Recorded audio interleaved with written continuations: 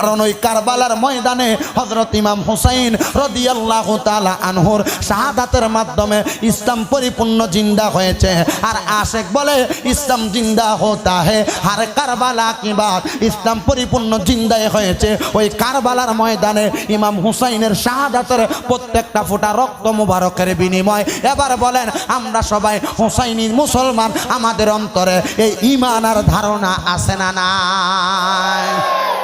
হে হোসেন নবীজিরাও লাত সালাম জানাই, মোরা তোমায় সালাম জানাই, মোরা তোমায়। হে হোসেন নবীজিরাও লাত সালাম জানাই, মোরা তোমায় সালাম জানাই, মোরা তোমায়।